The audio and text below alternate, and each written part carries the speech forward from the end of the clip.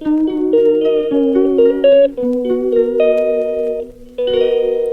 Everyone, কেমন আছো তোমরা সবাই? Welcome to my channel Ritam blogs. আশা করি তোমরা সবাই ভালো আছো, আমিও কিন্তু খুব ভালো আছি। তো আজকের ব্লগটা কিন্তু খুব ইন্টারেস্টিং হতে চলেছে, তো পুরো ব্লগটা কিন্তু দেখো। তো দেখো, হঠাৎ করেই পুটনের মৌপিপি বললো, বৌদি তুমি অনেক দিন ধরেই পার্লারে যাবে, চুল কাটাবে বলছিলে, তো আজকে আমি যেখানে চুল কাটাই সেইখানে যাচ্ছি, তো যাবে? তো অনেক দিন ধরে যাওয়া হয়নি, তো ও হঠাৎ করে বললো, আর আমারও যেহেতু সত্যি চুলটা কাটতে হতো, তো সেই জন্য দেখো ওর সাথে চলে এলাম। তো ও যেখানে চুলটা কাটে তার হাত সত্যিকারেরই খুব ভালো। পুটনের মৌপিপির মুখে যতটা শুনেছিলাম, সত্যি খুব সুন্দর হাত। আর এটা হচ্ছে পরের দিনকার ভিডিও। তো দেখো, একটা পার্সেল এসেছিলো, তো পার্সেলটা ওপেন করে তোমাদের সাথে ভাবলাম শেয়ার করি, যদি তোমাদের দেখে প্রয়োজন মনে হয়। তো তো তোমরা তো আমার বান্ধবীর বিয়ের লুকটা ফেসবুকে যারা দেখো তারা তো দেখেই নিয়েছো। আর এটা আমি যে ব্লাউজটা পরেছিলাম, এটা সেই ব্লাউজটাই। তো দেখো, ভি কাটের একটা ভেলভেটের ব্লাউজ ছিল, দাম কিন্তু খুব একটা বেশি নয়। তো তোমরা যদি লিঙ্ক চাও অবশ্যই আমি দিয়ে দেবো, কমেন্ট করো, দিয়ে দেবো। আর তারপরে হঠাৎ করে মনে হলো যে একটু মেহেন্দি করি, তো তাই দেখো দুপুরবেলায় বসে একটু মেহেন্দি লাগিয়েছিলাম। আর এখন হচ্ছে সন্ধ্যেবেলায় আমি পুরো রেডি হয়ে নিয়েছি। তো রাহুল আসলেই ও রেডি হলেই বেরিয়ে পড়বো। তো যেহেতু একটু সময় লাগে সাজতে বুঝতে জানোই, তো ওই জন্য আমি আগে থেকে রেডি হয়ে নিয়েছিলাম। আর এই গলার সেটটা কিন্তু আমার নয়, এটা পুটুনের মৌপিপির সেট। তো দেখো, ও বললো যে বৌদি এই সেটটা নিয়ে যাও, পরলে খুব ভালো লাগবে, আর এই শাড়িটার সাথে বেশ যাচ্ছে। আর এই পটলিটা আমি নিয়েছিলাম মিশো থেকে। তো এখন দেখো রেডি হয়ে নিয়েছি আমরা, তো চলো যাওয়া যাক।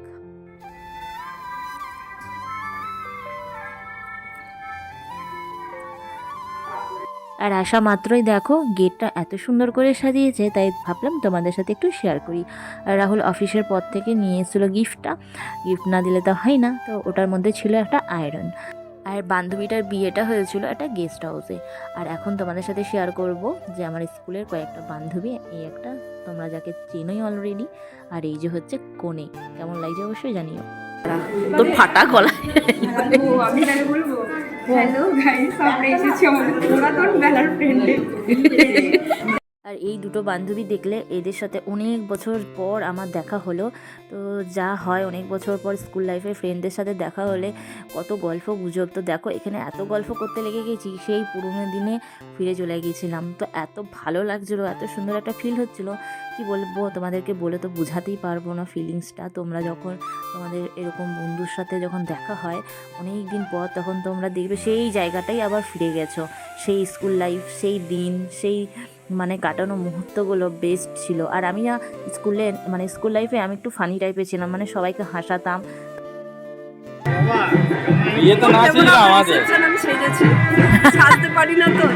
আর এখানে সুপর্ণা বলছে যে কেউ ভেবো না যে আমার রিসেপশন, যেহেতু ও নিজে একজন মেকআপ আর্টিস্ট, তো খুব সুন্দর করে সেজেছিল, সত্যি মনে হচ্ছিলো যে ওরই রিসেপশন। আর এখন আমরা ফুচকা খাচ্ছি, তার খেতে খেতেই দেখছি বর চলে এসেছে। চলো বরকেও দেখাবো। কেমন লাগছে? এখনো বাকি আছে, এই তো সবে শুরু, চাপ।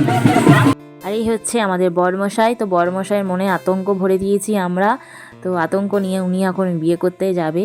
তো এখন দেখতেই পাচ্ছ বরণ হচ্ছে। তো এই রিচুয়ালসগুলো দেখতে কিন্তু খুব ভালো লাগে। আমি তো দাঁড়িয়ে দাঁড়িয়ে এই রিচুয়ালসগুলো দেখছিলাম, আর নিজের বিয়ের কথাগুলো মনে পড়ছিল। তো বরণ তো আমি দেখতে পাইনি, কারণ তখন তো দেখতে দেবে না।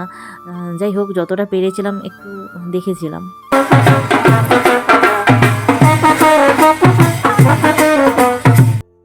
আর এখানে সুপুরানির নাচটা দেখলেই তোমরা, সব বান্ধবীরা মিলে খুব মজা করছে, খুব নাচানাচি করছে।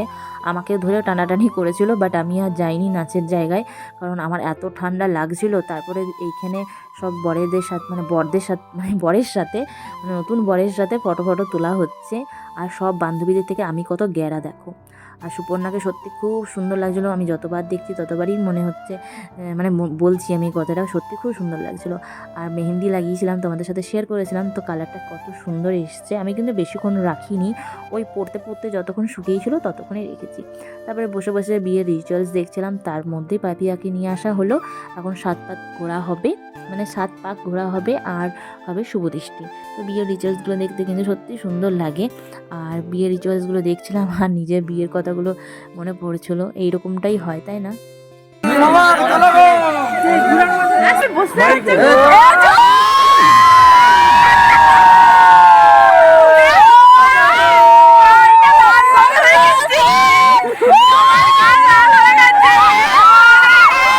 এই তুলে ধরার রিচুয়ালসটা আমার এত ভয় লাগে কি বলবো। আমিও নিজের বিয়েতে না প্রচুর ভয় পাচ্ছিলাম যে এই জিনিসটা যেন কেউ না করে।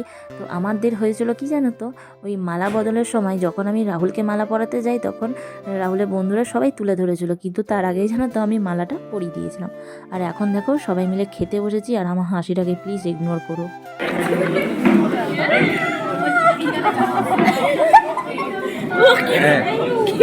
তো অনেক দিন পর আবার কোনো একটা বান্ধবীর বিয়েতে এসে এরকম মজা করলাম।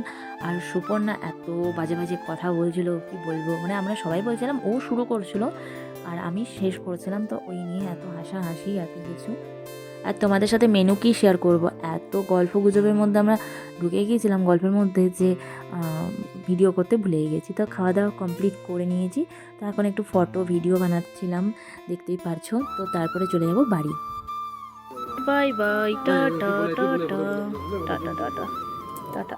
একদিন আমার বাড়িতে হচ্ছে বিয়ে, খাওয়া দাওয়া, সাজা গোজা, লাস্ট ফিনিশিং। সেজে গুজে আসবো তখন ফাট দেখবি একদম, মানে ঠান্ডা কোনো কিছু কাজ করবে না। আর এখন দেখ কত ঠান্ডা লাগছে, আমি জড়িয়ে টড়িয়ে নিয়েছি। তো বিয়ে তো কমপ্লিট হয়ে গেছে, শুধু সিঁদুরদানটাই বাকি ছিল, সেটা হবে ওদের সকালবেলায়, মানে বাসি বিয়ে আছে, তো বাসি বিয়েতেই সিঁদুরদান হয়। তো বর বউয়ের সাথে দেখা করলাম, তো ওরা এখন ফটো তুলতে ব্যস্ত। তো সবাইকে টাটা করে বাড়ি চলে যাব। আর ব্লগটা কেমন লাগলো অবশ্যই জানিও, দেখাবে নেক্সট ব্লগে, ততক্ষণের জন্য টাটা।